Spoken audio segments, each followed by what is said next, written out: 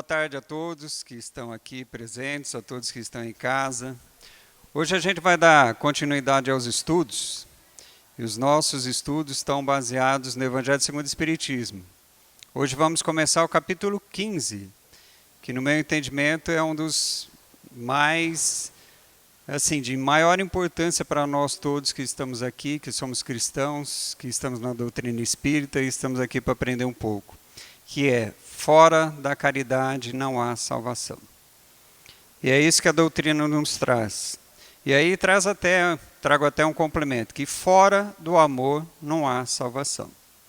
E nesse capítulo a gente vai aprender um pouco mais sobre o que é o amor. Mas não esse amor nosso, esse amor terreno, é o amor que Jesus veio e vivenciou entre nós. E para que possamos aprender ele, a gente tem que ir nos aprofundando no Evangelho, na Boa Nova de Jesus. E para isso a gente tem várias ferramentas, vários estudos que é nos colocado. Desde aqui da casa, aqueles que estão a primeira vez, eu não sei se viram lá, inclusive os que nos assistem no Facebook, tem a programação semanal que está no nosso site, onde temos vários estudos que a casa desenvolve ao longo da semana, do Evangelho segundo o Espiritismo, do Livro dos Espíritos, Livro dos Médiuns.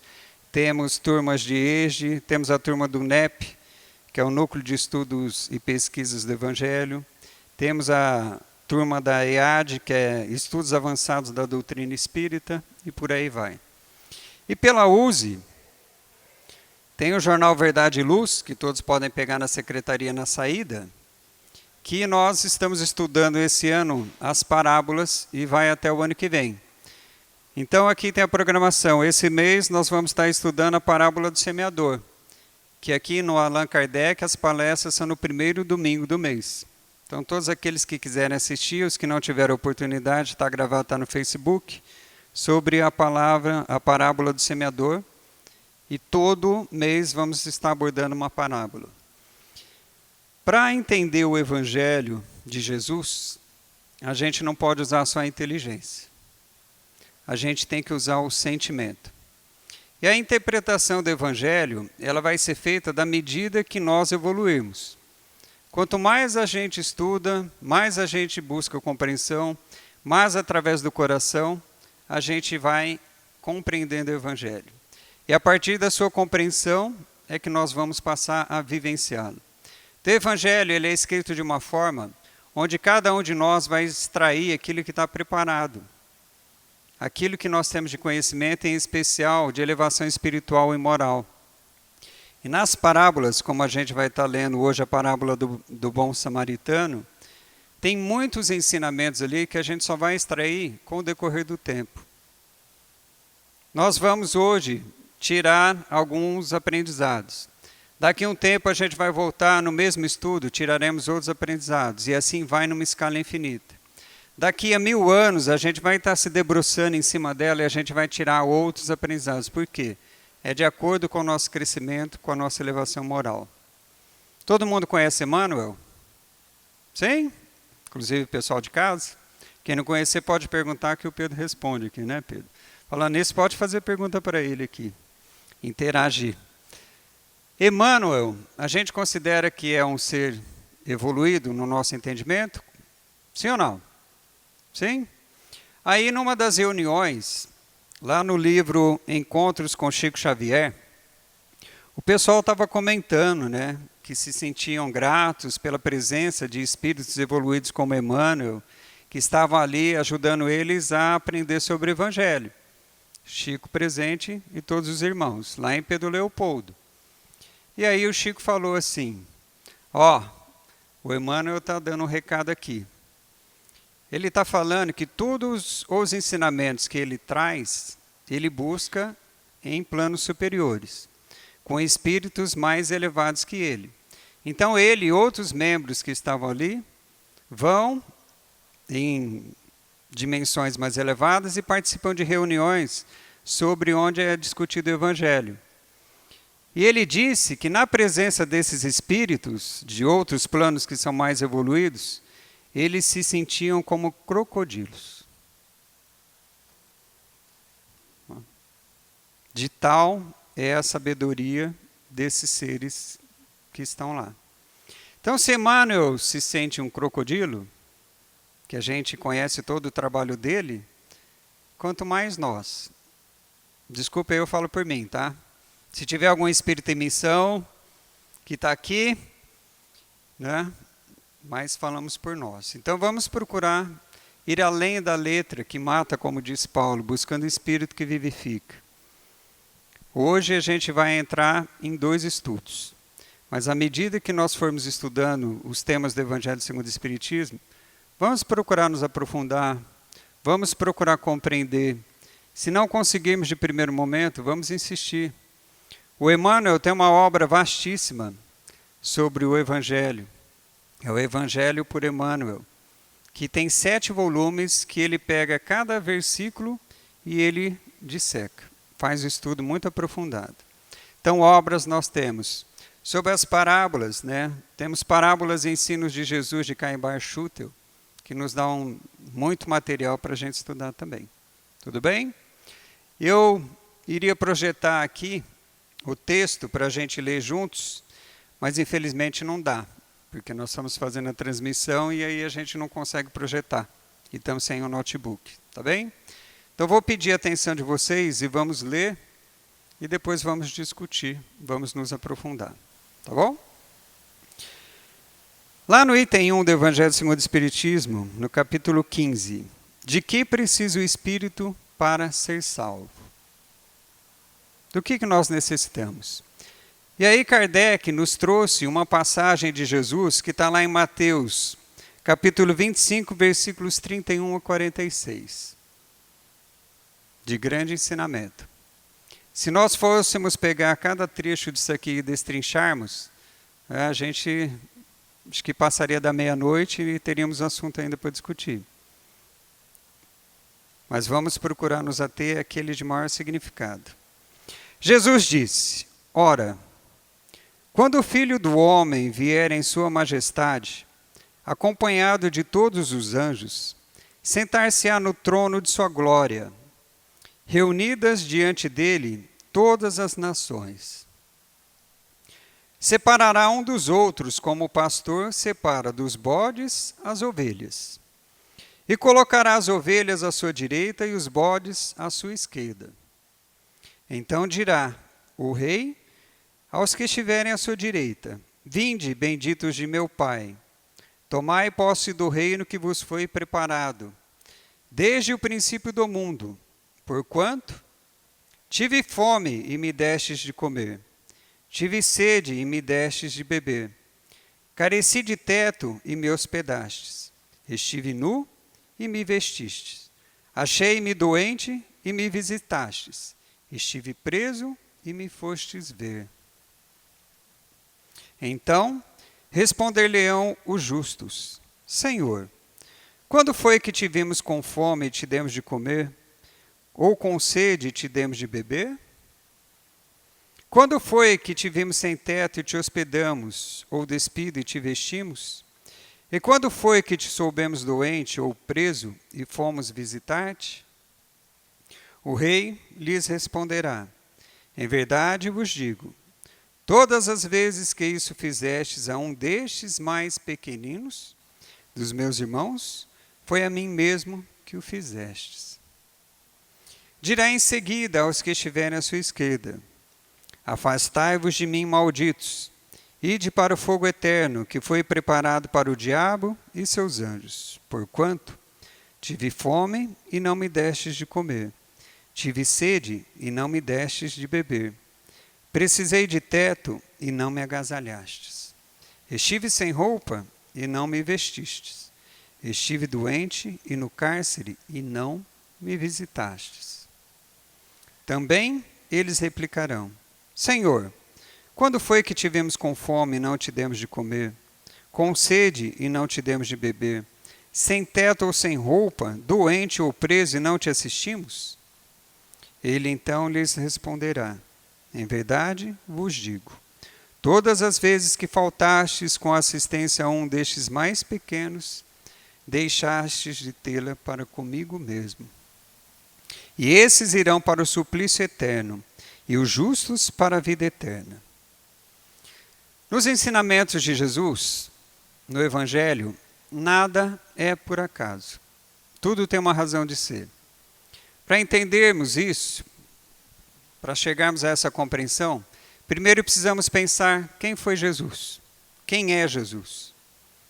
Para nós, da doutrina espírita, se nós pegarmos lá no livro do Emmanuel, que nos traz A Caminho da Luz, ele diz que Jesus já era um ser crístico antes da formação da Terra, certo?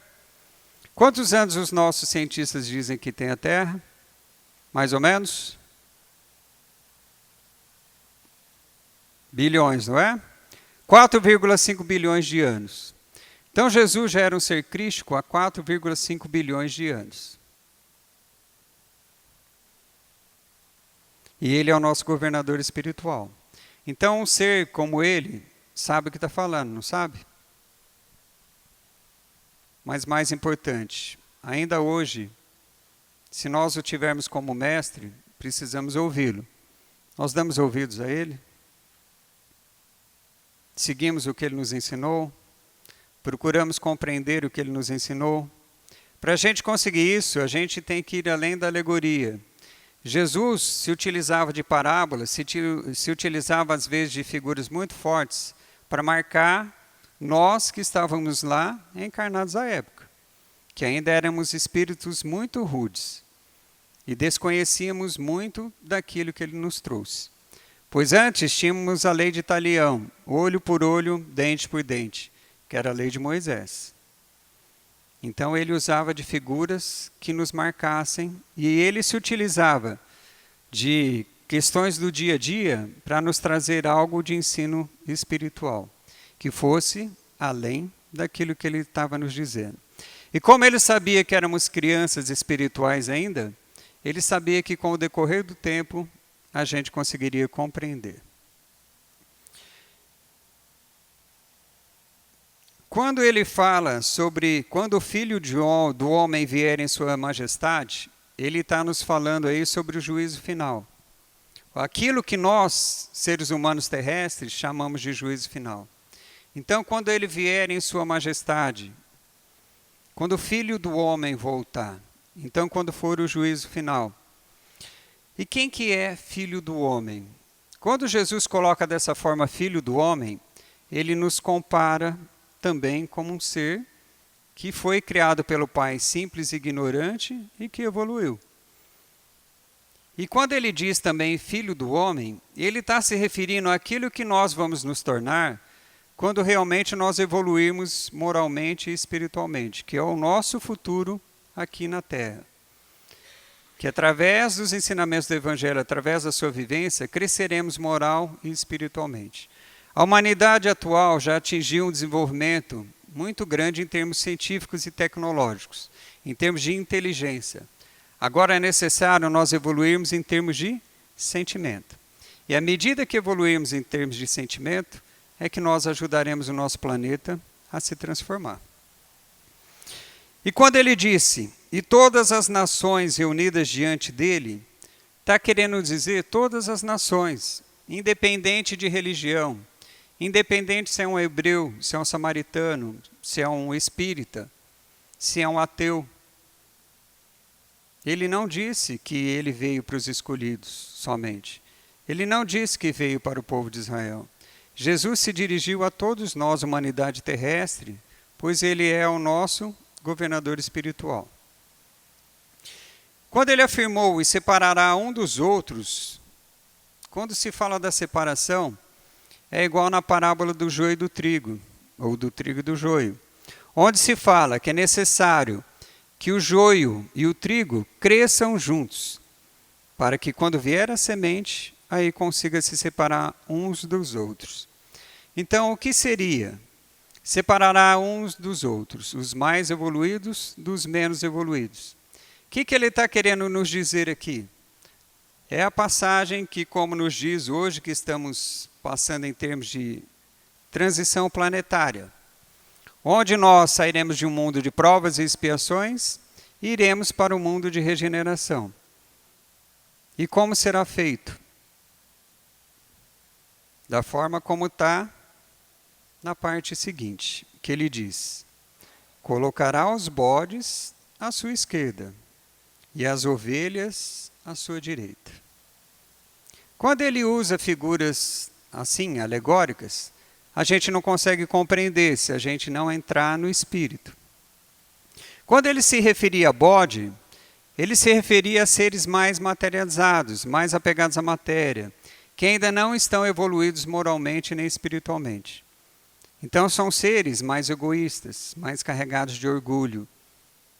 E quando ele se refere às ovelhas, que são citadas muitas vezes no Evangelho, ele fala daqueles seres mais dóceis, aptos a doar, que estão em sintonia com o pastor. Quem que é o pastor? Jesus. E estão mais evoluídos moralmente e espiritualmente, mais desapegados da matéria. E ele continua. E ao lado dessa parte acessória figurada há uma ideia dominante. Qual é? A da felicidade reservada ao justo e a da infelicidade reservada ao mal. Mas é aquela infelicidade eterna? Existe infelicidade eterna? Com o conhecimento que nós temos da doutrina espírita, sabemos que não. E o rei juiz inquire tão somente se a caridade foi praticada. E se pronuncia assim: passai à direita, vós que assististes os vossos irmãos. Passai à esquerda, vós que foistes duros com eles.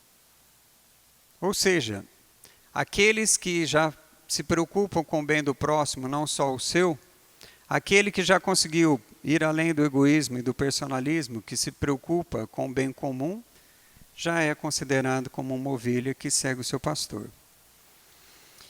E Jesus continua: em verdade vos digo, todas as vezes que isso fizestes a um destes mais pequeninos dos meus irmãos, foi a mim mesmo que o fizestes.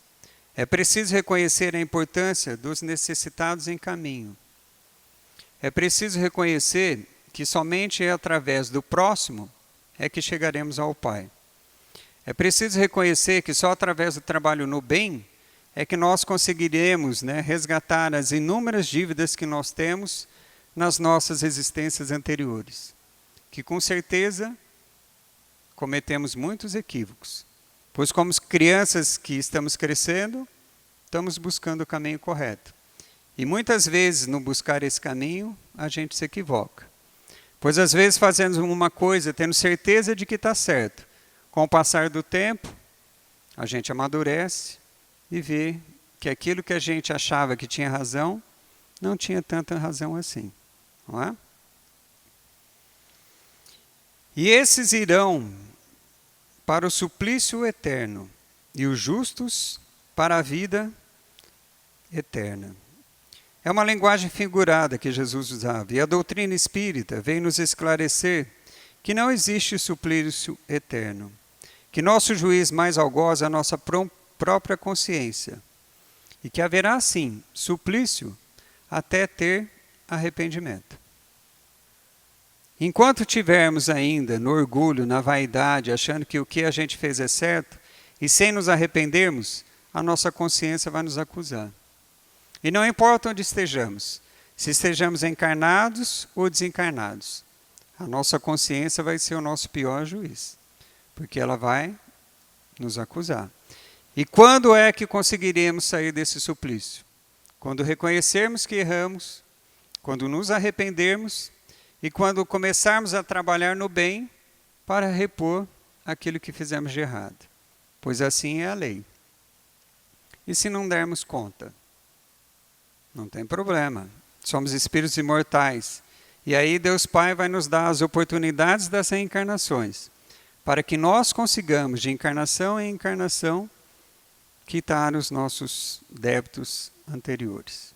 E como Jesus disse, ninguém sairá daqui até pagar o último ceitil. Mas Emmanuel vem e nos conforta, que ele diz que toda vez que um espírito começa no caminho do bem, a sua conta é arquivada por tempo indeterminado, até ele ter condições de resgatá-las, por tempo indeterminado. Isso é de grande consolo. Você já pensou se tivéssemos que quitar nossas dívidas tudo de uma vez? Acho que seria meio difícil, né? Pelo menos falo por mim, né? Desculpe se alguém já está com muitos créditos aí, né? Mas acho que, como diz no interior de São Paulo, a nossa capivara é meia grande lá, né? A nossa conta é meio extensa. Então, ele vem nos dizer, através dessa aqui, de que precisa o Espírito para ser salvo. Vem nos falar sobre a caridade.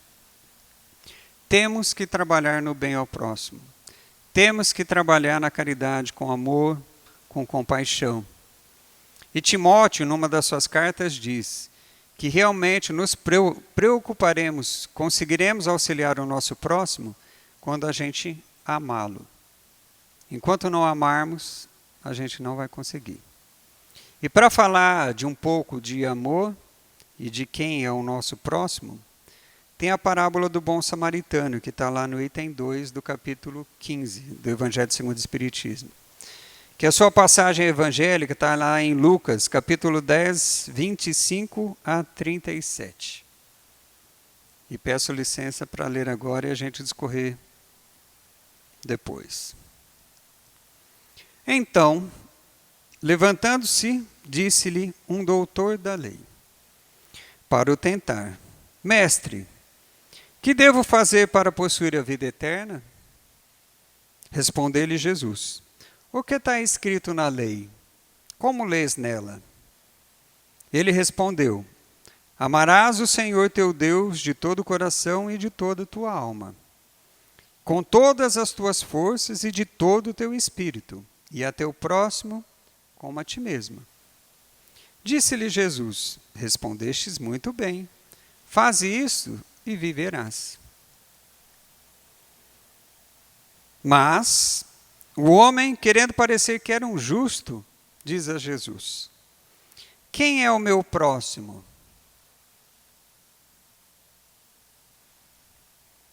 Jesus, tomando a palavra, lhe disse: Um homem, ele não identificou qual homem era, que descia de Jerusalém para Jericó, caiu em poder de ladrões, que o despojaram. Cobriram de ferimentos e se foram, deixando-o semi-morto. Aconteceu, em seguida, que um sacerdote... Quem é um sacerdote? É uma autoridade, um ministro do templo daquela época. Descendo pelo mesmo caminho, ouviu e passou adiante. Então ele só observou e continuou o seu caminho. Um levita, quem eram os levitas? Eram os assessores do templo. No tempo de hoje seria como se fosse um diácono. Que também veio àquele lugar, tendo observado, passou igualmente adiante. Mas um samaritano, que viajava, chegando ao lugar onde jazia aquele homem, e tendo-o visto, foi tocado de compaixão. Aproximou-se dele, deitou-lhe óleo e vinho nas feridas, e as enfaixou. Depois, pondo-o no seu cavalo, levou-o a uma hospedaria e cuidou dele. No dia seguinte, tirou 2 denários e os deu ao hospedeiro, dizendo: Trata muito bem deste homem, e tudo o que despenderes a mais, eu te pagarei quando regressar. Jesus questiona: Qual desses 3 te parece ter sido o próximo daquele que caiu nas mãos dos ladrões? O doutor respondeu: Aquele que usou de misericórdia para com ele. E Jesus disse: Então vai e faze o mesmo. Tudo o que é colocado por Jesus tem razão de ser. Nada que existe no Evangelho, qual o local que foi falado, de que forma Jesus falou, que referências que ele fez, tudo tem significado, tudo tem um porquê. Aqui diz que descia de Jerusalém para Jericó. Por que ele usou essa figura? De Jerusalém para Jericó. Jerusalém é uma cidade alta, ela está a mais de 750 metros do nível do mar. Jericó é uma cidade baixa, é uma das cidades mais baixas que existem no mundo. Ela está a cerca de 250 metros abaixo do nível do mar. Então quer dizer que ele vinha de uma altitude e estava vindo por uma parte baixa. De Jerusalém a Jericó é uma zona de comércio, é um caminho comercial, inclusive até hoje. É uma faixa comercial muito utilizada. E onde tem comércio, vai se atrair comerciantes, pessoas de boa índole, mas vai atrair também pessoas de má índole. Então, quando você sai de uma faixa superior e vai para uma faixa inferior, você corre o risco daquele caminho, não é? Se lembram um exemplo que a gente pode citar? Quem leu o livro Renúncia? Lembram de Alcione, a personagem Alcione? Ela sai de paragens bem altas do plano maior e vem e reencarna no nosso plano. Então, como ela vem num plano mais baixo, ela corre o risco de tudo o que tem aqui neste meio, certo? É a mesma coisa. Se a gente saísse daqui e fosse para uma área pantanosa e entrasse nela, tá? A gente ia continuar limpinho, bonitinho, como a gente está aqui? Ou estaria sujeito às influências do meio? Com certeza. Então, o meio influencia. Então, ele nos disse que toda vez que saímos de uma faixa mais elevada para uma faixa mais baixa, correremos o risco. Por quê? Atrairemos também pessoas que não são de boa índole. E quando ele diz um homem, ele não se referencia, porque ele não identifica. Com o estudo da doutrina espírita, a gente vai descobrir quem é que pode ser esse homem. Tudo bem até aí? Quando ele fala do samaritano, por que ele se refere ao samaritano? Porque para os hebreus, os samaritanos seriam pessoas que eles renegavam. Por quê? Os samaritanos faziam parte das 12 tribos originais de Israel, sim. Só que eles eram considerados hereges. Por quê? Porque eles não consideravam o templo de Jerusalém como os hebreus consideravam. Eles não se consideravam na obrigação de ir até o templo. Eles construíram um templo próprio na Samaria. Então, como eles não seguiam aquilo que os hebreus, que os fariseus achavam que deveria ser, eles eram renegados pelos hebreus. Por isso que Jesus usou da figura de um samaritano, que era alguém que era renegado pelos hebreus da época e principalmente por um doutor da lei. E aí a gente vai lá no Evangelho segundo o Espiritismo e começamos a extrair mais dados da parábola. Kardec nos diz: toda a moral de Jesus se resume na caridade e na humildade. Isto é, nas duas virtudes contrárias ao egoísmo e ao orgulho. Em todos os seus ensinos, ele aponta essas duas virtudes como sendo as que conduzem à eterna felicidade. Lembram-se de Gandhi, um dos maiores pacificadores do nosso planeta? Ele disse que se perdessem todos os livros escritos até hoje, mas ficasse o Sermão da Montanha, dito por Jesus, a humanidade ainda estaria salva. E toda a obra de Jesus é baseada principalmente no Sermão da Montanha, onde ele nos chama a atenção. E Kardec volta e lembra. O que nos conduz à eterna felicidade? Bem-aventurados, disse, os pobres de espírito, isto é, os humildes, porque deles é o reino dos céus. Bem-aventurados os que têm puro o coração. Bem-aventurados os que são brandos e pacíficos. Nós somos brandos e pacíficos, a humanidade atual. O que acontece conosco geralmente quando pisam no nosso calo? Quando a gente leva uma fechada no trânsito. Se a gente não usar a nossa razão, não ir pelo lado do amor, da misericórdia, a gente vai deixar o instinto aflorir. E lembra que Emmanuel disse que se sentia como um crocodilo? E nós, como estamos na segunda faixa de planeta, primeiro são os mundos primitivos e depois provas e expiações como o nosso, ainda nós estamos numa fase muito influenciada pelo instinto. Então, se a gente não usar a razão, é o instinto que vai nos dominar. Bem-aventurados os que são misericordiosos. Será que somos misericordiosos com o próximo? Como nos ensinou Jesus? Aí ele diz: amai o vosso próximo como a vós mesmos. Emmanuel, primeiro vamos lembrar de Jesus. Tem 3 pontos de amor que Jesus nos ensinou bem. Amar a Deus, amar ao próximo e amar a si mesmo. Se a gente não conseguir fazer essas 3, a gente não vai saber o que é o amor. Se a gente não conseguir se amar, a gente consegue amar outro? Não. Com certeza não. E muitos de nós, talvez a maioria da humanidade terrestre, ainda não se ama. Se a gente não se ama, a gente consegue amar o próximo? Não. Se eu não conseguir amar o próximo, que está junto comigo aqui, eu consigo amar a Deus, que eu nem vejo? Ou eu só acredito em amar a Deus porque me contaram que tem que ser dessa forma? Será que esse amar a Deus é só uma crença que me ensinaram?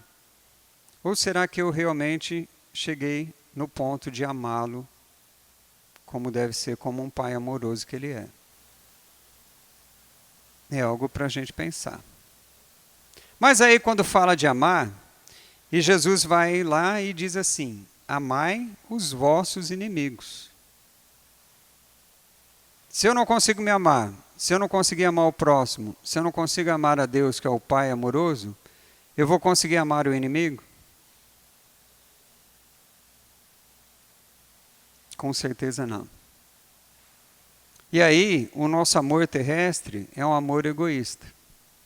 A gente ama aqueles que nos querem bem, a gente ama os nossos familiares, a gente ama aqueles que nos são próximos, a gente ama aqueles que pensam como a gente, e os que pensam diferente de nós.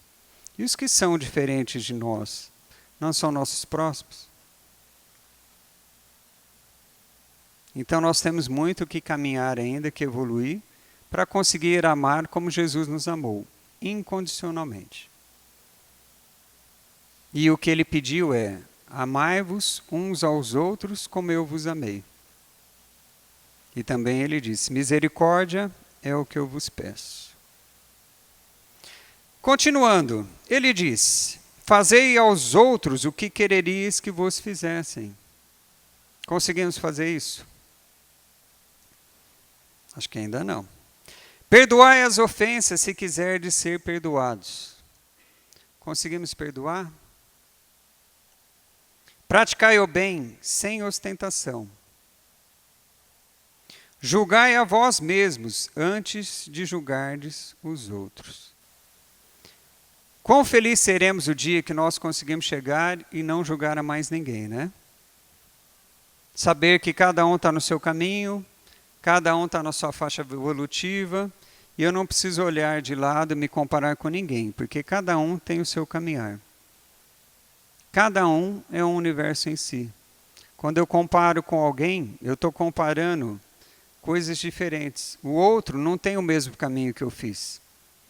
O outro não tem as mesmas aptidões que eu tenho, não tem o mesmo conhecimento que eu tenho, ou que eu deixo de ter. Então, são caminhos diferentes. Comparação não vai levar a lugar nenhum. Humildade e caridade, eis o que não cessa de recomendar e o que dá a ele o próprio exemplo.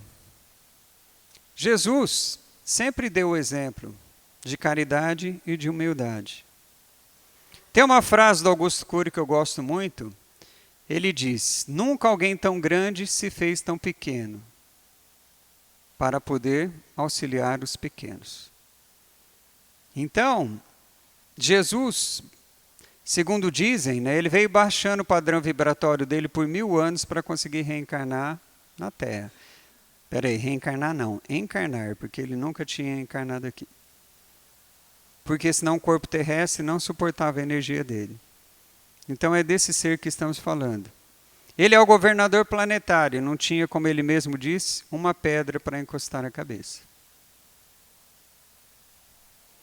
Orgulho e egoísmo, eis o que não se cansa de combater, e não se limita a recomendar a caridade. Põe-na claramente em termos explícitos, como condição absoluta da felicidade futura. Então, queremos ser felizes? Temos que praticar a caridade. E quando se fala em caridade, estamos falando também em amor. E Emmanuel diz que o amor é a alma da vida, é a vida da alma. Então, se queremos viver e viver felizes, temos que amar. Pois sem amor, não encontraremos a felicidade. Kardec continua. Não considera, portanto, a caridade apenas como uma das condições da salvação, mas a única condição. Se outras houvessem a serem preenchidas, ele as teria declinado, desde que coloca a caridade em primeiro lugar. E ela implicitamente abrange todas as outras, quais sejam a humildade, a brandura, a benevolência, a indulgência, a justiça, e porque a negação absoluta do orgulho e do egoísmo. Então, a prática da caridade que vai nos auxiliar a realmente combatermos os nossos inimigos internos. Nós, muitas vezes, achamos que vamos conseguir evoluir brigando com coisas exteriores. Muitas vezes colocamos a culpa de nossas falhas nos outros, porque a gente olha sempre para fora, quando os nossos verdadeiros inimigos estão dentro de nós. E os principais são orgulho e egoísmo. Quando conseguimos transcender o orgulho e egoísmo, é que conseguiremos realmente evoluir moralmente e espiritualmente. E aí, Paulo vem e disse que combateu o bom combate. Quando ele disse que combater o bom combate, ele se referiu ao combate interno, aos nossos inimigos internos e não ao externo, como a gente ainda faz, como crianças que somos, porque a gente olha muito a parte material, esquecemos de olhar o lado espiritual. Tudo bem? Partindo para o livro Parábolas Evangélicas, de Rodolfo Caligares, lá tem uma análise da parábola do bom samaritano. Não vai dar para a gente analisar tudo. Vou falar de trechos principais. Rodolfo Caligares diz o seguinte: qual o ensinamento que o mestre aí nos dá nessa parábola? O de que, para entrarmos na posse da vida eterna, não basta memorizarmos textos da Sagrada Escritura. Então não adianta a gente decorar o Evangelho. Não adianta a gente usar da nossa inteligência e saber decor cada capítulo, cada versículo que é citado uma fala de Jesus. Isso aí não vai nos trazer nada. É sim inteligência. Mas vamos ter conhecimento quando passarmos a vivenciá-lo. O que é preciso, o que é essencial para a consecução desse objetivo é pormos em prática. É vivermos a lei de amor, de fraternidade que ele veio nos revelar e exemplificar. Por que a gente considera Jesus como consideramos? Porque ele vivenciou tudo o que ele nos ensinou. Ele deu o exemplo. E como diz um ditado nosso muito atual, palavras convencem, exemplos arrastam. Qual é o exemplo que nós estamos dando? Como pais que somos, como adultos que estamos aqui, para a nossa família, para aqueles que trabalham conosco, em especial para os nossos filhos, que estão com os dois olhinhos olhando para nós e fazendo o que nós fazemos. Caligares continua: ante a citação feita pelo doutor da lei, daqueles 2 mandamentos áureos que sintetizam todos os deveres religiosos, disse-lhe apenas, faze isso e viverás. O que equivale a dizer, aplica todas as tuas forças morais, intelectuais e afetivas na produção do bem, em favor de ti mesmo e do próximo, e ganharás a vida eterna. Hoje, nós que aqui estamos, em especial, aqui dentro da doutrina espírita, será que a gente utiliza de todas as nossas forças, de todos os nossos conhecimentos, para o trabalho no bem, para o bem comum, para o bem do próximo? Será que utilizamos de todos os nossos talentos para multiplicá-los em prol do próximo?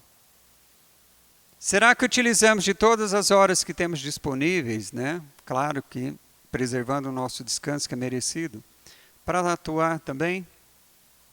Será que nós aqui temos plena consciência de que realmente somos espíritos encarnados e não é somente essa personalidade atual dessa encarnação? Vamos dormir lembrando que somos espíritos imortais? Acordamos lembrando que somos espíritos imortais? Temos como horizonte, focamos na nossa vida espiritual, imortal, ou somente no dia a dia da personalidade? E Jesus disse que venceu o mundo. Tudo que Ele nos ensinou, tudo que Ele nos alertou é para que vençamos o mundo.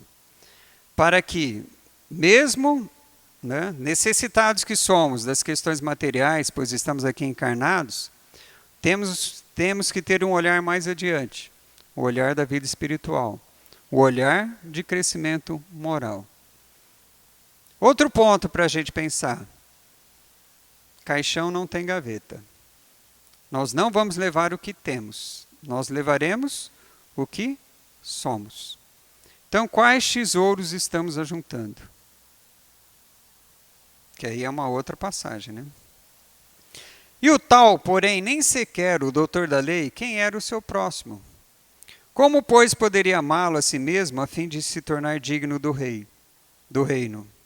Jesus, então, extraordinário pedagogo que era, serenamente, sem se impacientar, conta-lhe a parábola do bom samaritano, através do qual elucida o assunto, fazendo compreender que ser próximo de alguém é assisti-lo em suas aflições, é socorrê-lo em suas necessidades, sem indagar de sua crença ou nacionalidade. E após arguí-lo, vendo que ele entende a lição, conclui, apontando-lhe o caminho do céu em meia dúzia de palavras, pois vai e faze o mesmo. Então, quem é o próximo? É aquele que necessita de mim. E aí vem Madre Teresa de Calcutá e nos elucida mais um pouco, porque às vezes ainda não conseguimos amar todo mundo indistintamente. Aí Madre Teresa de Calcutá vem e fala, não precisa fazer o que eu fiz. Começa aos poucos. Começa auxiliando o seu próximo mais próximo, que é a sua família. Então, se nós já amarmos e começarmos a fazer o bem dentro da nossa família, já estamos fazendo algo muito bom. Se já fizemos isso e pudermos ampliar, dentro da religião que frequentamos, dentro do ambiente de trabalho que convivemos, já é algo muito bom. Depois, com o tempo, se conseguimos ampliar, começar a amar, a ajudar, mesmo aquele que pensa diferente de mim, aí já estamos no caminho da misericórdia e da compaixão. Aí já estamos adentrando o caminho de ter o próximo e de amar o próximo como a nós mesmos. E continuando a análise, vamos lá para o livro Parábolas e Ensinos de Jesus, de Caibar Schutel, para ver o que Caibar traz de diferente. Vou destacar somente alguns pontos. Se examinarmos atentamente a doutrina de Jesus, veremos em todos os seus princípios a exaltação da humildade e a humilhação do orgulho. As personalidades mais impressionantes e significativas de suas parábolas são sempre os pequenos, os humildes, os repudiados pelas seitas dominantes, os excomungados pela fúria e ódio sacerdotal, os acusados pelos doutores da lei, pelos rabinos, pelos fariseus e escribas do povo. Em suma, os chamados heréticos e descrentes. Todos estes são os preferidos de Jesus e julgados mais dignos do reino dos céus que os potentados de sua época, que os sacerdotes ministradores da lei, que os grandes orgulhosos e os representantes da alta sociedade. E numa outra passagem, Jesus disse, confirmando essa sentença aos fariseus e doutores, em verdade vos afirmo que as meretrizes e os pecadores vos precederão no reino dos céus. Isso ele falou para os fariseus, que eram os doutores da lei da época, o que se achavam que estavam acima de todos. E aí Chico, na sua sabedoria, uma vez foi indagado por uma irmã, que falou assim, Chico, por que todo mundo que faz regressão lembra que foi um grande general romano, que foi um imperador, que foi uma rainha, que foi uma imperatriz? Por que acontece isso, Chico? Aí o Chico, na sua sabedoria mineirística, falou, minha irmã, é porque as lavadeiras e as passadeiras estão tudo no céu. Confirmando mais uma vez o que Jesus disse. Os simples, os humildes, os puros de coração. E a gente aqui na matéria valoriza o quê? É fácil, está até no nosso subconsciente coletivo. Imagina se você trabalha com público, se vem alguém com uma roupa muito modesta, às vezes até sujo, que é um servente de pedreiro vindo do seu trabalho honesto, e vai lá para ser atendido. Como é que o seu subconsciente age e como é que você atende aquele irmão? Pensem. Aí depois entra uma pessoa muito bem vestida, de terno e gravata, e vai para ser atendido. Como é que o seu subconsciente age?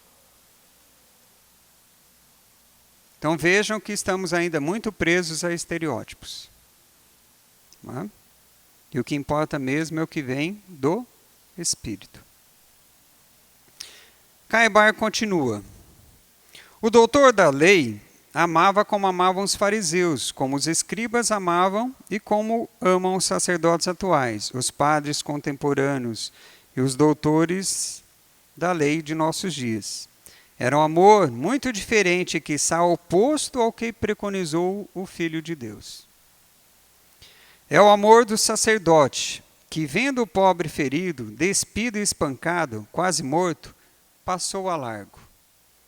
É o amor do levita, que também pode ser padre da tribo de Levi, que vendo o caído ensanguentado e nu, arquejante à beira do caminho por onde passava um pobre homem, também se fez ao largo. Ou seja, observou, falou, isso não é comigo, eu tenho que seguir meu caminho, eu sou um sacerdote, eu sou um levita. É o amor dos egoístas, o amor dos que não compreenderam ainda o que é o amor. É o amor do sectário fanático que ama a abstração, mas desama a realidade. O que é amar a abstração? É amar aquilo que idealizamos, não a realidade. Isso é mais comparável à paixão, não é? Simples. Quando o jovem adolescente, em especial, se apaixona, ele enxerga a realidade ou ele enxerga a idealização? Com certeza a idealização, não é? Então, esse amor era um amor idealizado. Então, aquele ali, se é diferente de mim, eu não o amo. Esquecendo que todos somos filhos do mesmo Pai. Fazemos parte do mesmo rebanho. E aí Caibar questiona. Quem é o meu próximo, senão o que necessita dos meus serviços, de minha palavra, dos meus cuidados, de minha preocupação? Não é preciso ser cristão para saber isto, que o próprio doutor da lei afirmou em resposta à interpelação de Jesus. O próximo do ferido foi aquele que usou de misericórdia para com ele. Ao que Jesus disse, para lhe ensinar o que precisava fazer a fim de herdar a vida eterna: vai e faze tu a mesma coisa. Hoje, se pensarmos, qual a nossa postura? É de sacerdote? É do levita? Somos um homem ferido? Ou somos o samaritano? Ou também somos o homem da hospedaria, que vai receber dinheiro, mas vai atender aquele homem ferido? Qual é o papel que estamos atuando? E aí, Caibar se aprofunda na análise da parábola. E ele diz: finalmente, a parábola do bom samaritano refere-se verdadeiramente a Jesus. O viajante ferido é a humanidade, saqueada dos seus bens espirituais e de sua liberdade pelos processos do mundo. Então, somos nós, humanidade atual, que fomos saqueados. O sacerdote e o levita significam os padres, os pastores, os dirigentes de centro espírita das religiões, que em vez de tratarem dos interesses da coletividade, tratam dos interesses dogmáticos e do culto de suas igrejas. Tem algo que a diretoria da casa se preocupa muito, é assim: estamos falando somente para os espíritas ou estamos falando para todos os cristãos, para todos os nossos próximos? Que linguagem estamos usando? Que atitude estamos tendo? Tanto é que um dos lemas da casa é espiritismo para todos, não é? Um tempo atrás. É o que temos que pensar. Será que também não estamos sendo sectários nas nossas análises, nos nossos julgamentos? O samaritano que se aproximou e atou as feridas, deitando nelas azeite e vinho, é Jesus Cristo.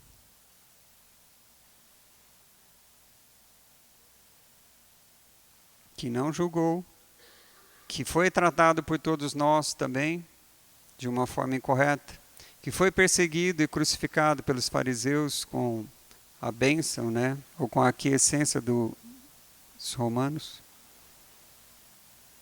porque simplesmente ele foi contra aquilo que estava ali já há séculos. Ele foi contra o poder dos fariseus, ele foi contra o domínio dos mais fracos. E aí a pergunta que não quer calar: se Jesus viesse hoje nas mesmas condições que ele veio, sem ter uma pedra para encostar a cabeça, e viesse falando de amor, de compaixão, de dar os nossos bens àquele que necessita, a gente daria ouvidos a ele? Para refletirmos. O azeite é o símbolo da fé, o combustível que deve arder nessa lâmpada que dá claridade para a vida eterna, a sua doutrina. O vinho é o suco da vida, é o espírito da sua palavra. Os 2 denários dados ao hospedeiro para tratar o doente são a caridade e a sabedoria. O mais que o enfermeiro gastar resume-se na abnegação, nas vigílias, na paciência, na dedicação, cujos feitos serão todos recompensados. Enfim, o hospedeiro representa os que receberam os seus ensinos e os denários para cuidarem do viajante ferido e saqueado. Então, hoje, esse viajante ferido e saqueado, numa figura, numa alegoria, é o próprio Evangelho de Jesus, que está aí, e que mesmo quase 2000 anos depois, de ensino, de vivência de Jesus aqui, a gente ainda teima em não vivenciá-lo. Por quê? Porque ainda nos utilizamos da razão, buscando somente através da inteligência e ficando na letra. E esquecemos de aprofundar, de olhar com os olhos de espírito, de olhar com olhos de ser imortal que somos. ir além, buscando o Espírito que vivifica, compreendendo o Evangelho. Mas para isso a gente precisa aceitar Jesus como nosso mestre, porque se não o aceitarmos como mestre, não seguiremos o que ele nos ensinou. E se não seguirmos o que ele nos ensinou, estaremos no caminho equivocado. Porque ele nos garantiu que somente iremos ao Pai através dele. E ele nos disse: eu sou o caminho, a verdade e a vida. Mas ele também nos disse: vós sois o sal da terra. Vós sois a luz do mundo. Então, quem vai modificar este mundo de provas e expiações e fazê-lo evoluir para um planeta de regeneração, somos nós que aqui estamos. Cada um buscando a fazer ao outro aquilo que gostaríamos que fizesse para nós. E aí, eu vou um pouco mais adiante, lá no capítulo 15, vou lá no item 10, onde Kardec nos trouxe uma colocação de Paulo, que diz: fora da caridade não há salvação. Nada exprime melhor o pensamento de Jesus, nada melhor resume os deveres do homem do que esta máxima de ordem divina.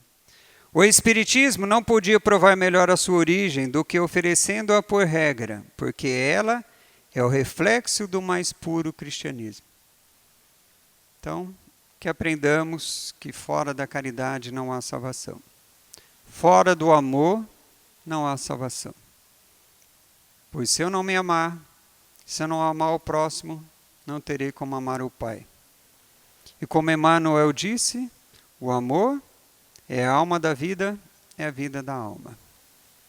Então, com as bênçãos de nosso Senhor Jesus, abordamos um pouco deste capítulo, que ele é grande. Esperamos que juntos aqui tenhamos aprendido um pouco mais sobre o que é caridade. Quem é nosso próximo? O que podemos fazer em benefício do outrem que ainda não fazemos?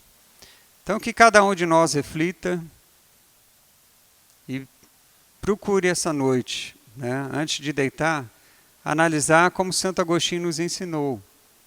Analisar o que fizemos de bom, o que não fizemos, o que poderíamos ter feito, o que poderíamos fazer amanhã, para que assim a gente consiga conhecer-se a nós mesmos.